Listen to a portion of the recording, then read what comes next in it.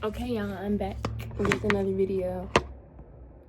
And this topic is going to be my experience with sleep training. So, I have a 1-year-old Maverick. Ding! No, just kidding. I'm not putting her picture up. You can go on my page and look at her picture because I'm trying to upload this while she's asleep. Get it done and over with. But I have a 1-year-old named Maverick, and she has a crib here that I keep in the room.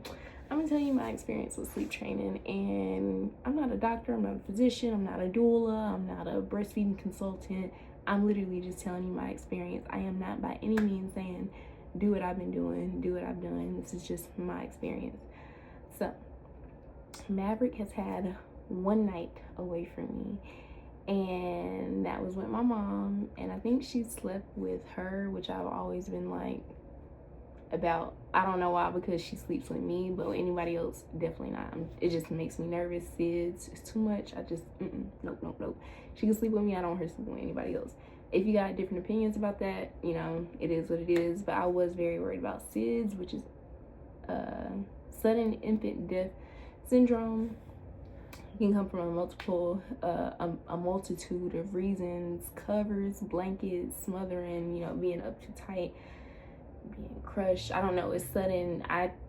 It burned me up because as a new mom, I couldn't really find out, okay, what is this, so I can make sure I don't do it. It was just like the best way to prevent it is to not sleep share or a bed share with your child.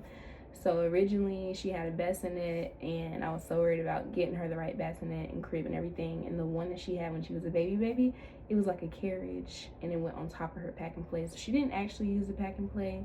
I was really lazy, and she was breastfed, so I would feed her, burp her, do all that, and keep her in the bed because I needed my sleep. My mom could tell I wasn't sleeping like that first week I had Mav, because it was just me and Mav. Like, my mom she came and she stayed for a few days, but for the most part it was just me and my baby, and I was tired, so she stayed in the bed, slept with me. It has, you know, recently, I want to say, especially since we moved in, I've tried a lot harder about waking up and putting her in the bed. I just don't have the discipline to, like, make sure. I don't know, it's hard. Like, when she sleep in the bed with me, I just want her to stay there, and she'll stay there all night. I'll try to move her to the bed and stuff, like, if I'm up at night until like 12, because I know she's gonna wake up, and I'll end up having to put her back to sleep if I have cleaning or whatever I want to do at the end of the night.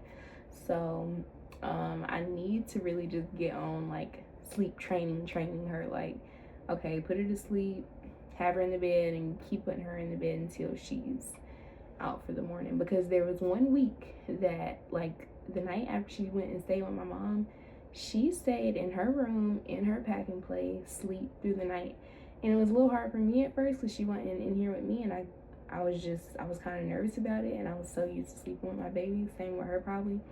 But for about a week she was doing it, and then we went and stayed with my mom again, slept in the bed with me, and even when we came back, it just wasn't the same. So that's really what I'm gonna be working on, because she's almost 1.5, and I do want my baby to be able to sleep without me through the night. Do I regret it? Sometimes breastfeeding, I wish that I tried more to do like a bottle with her, because she don't really care for bottles. She'll drink an open cup, but she won't like take a sippy cup to sleep. It's always been breastfeeding or trying to rock her, but she gets so annoyed when she knows that's what she wants and I don't give it to her. And if I know she's not hungry, and I try not to give it to her, but I just gotta be more consistent about it, because I know she'd do really good. But I'm just waiting on that day to come, because when she no longer needs TT, honey, mama is outside. Well, not outside, but, you know, we could be separated and her not necessarily want me because she feels like she has to have me. So pumping, other stuff I'm gonna be working on. But as far as my sleep training experience, it's been ass. Like, really, really bad. And I gotta get on it. I do, because I need her to have some independence. I need to have some independence. We gotta work on potty training soon. I don't want to hit her with too much at one time. So that's what we're gonna be working on. Maybe I'll do a video update if you would like. But that's my experience. And hopefully, if you decide to sleep train, it's like I couldn't do the crying method, the fevers, whatever it's called. I refuse to do that. I cannot sit and listen to her scream and cry at night.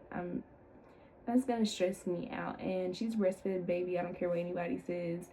When she cries, it's like everything just pulsates and everything turns red, because I don't want my baby crying, especially not when I know she's sleepy. And that would be stressful on her, and I wouldn't want to put her through it just because she's breastfed and that's how I want to train her. I feel like that wouldn't be right.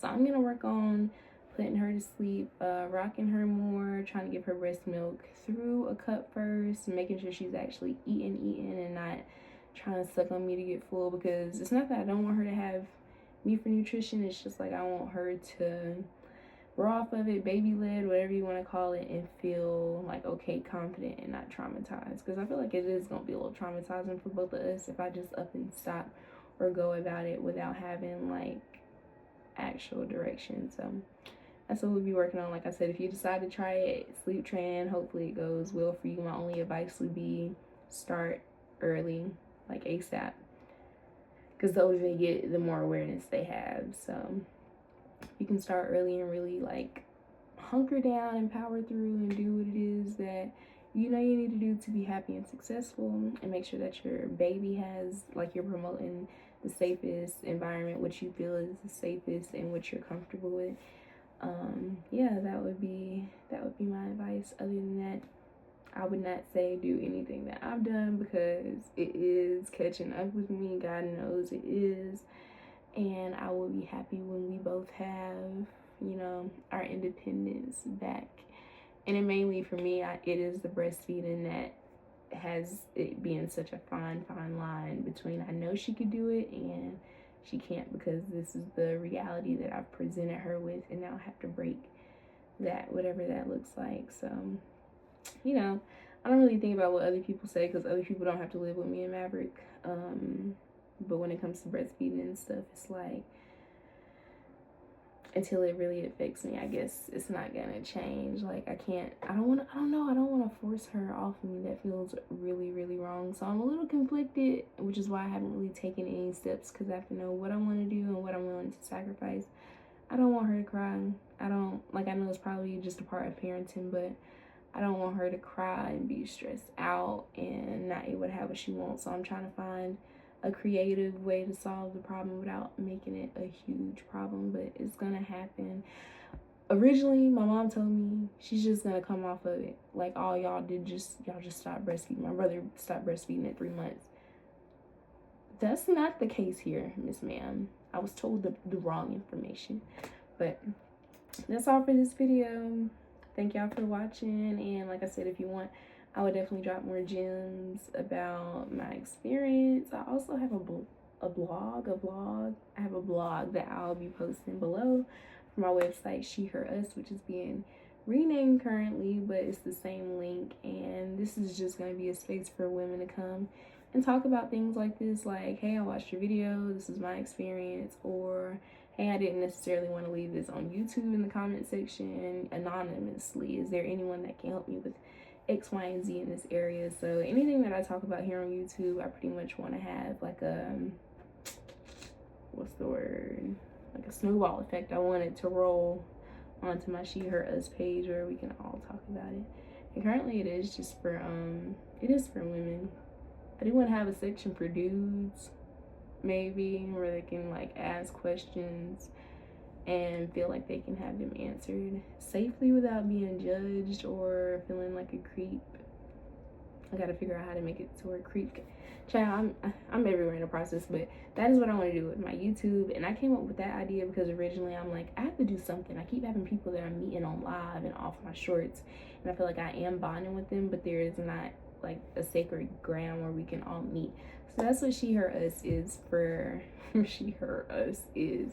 That's what I'm gonna just call it. My website is that I'm working on for now. Aside from my wig stuff, because you know that's something I do, but the She Her Us stuff is, right now it's not monetized. I'm not making any money. It's just a space for me and my people to connect. I can't with my hair. I'm so ready for it to grow, a wig, something, but I had no business cutting it, and I'll be posting that video soon. Walking around looking like Lord Farquaad. That's all I got for this video, and I'll see y'all later. Thanks for watching.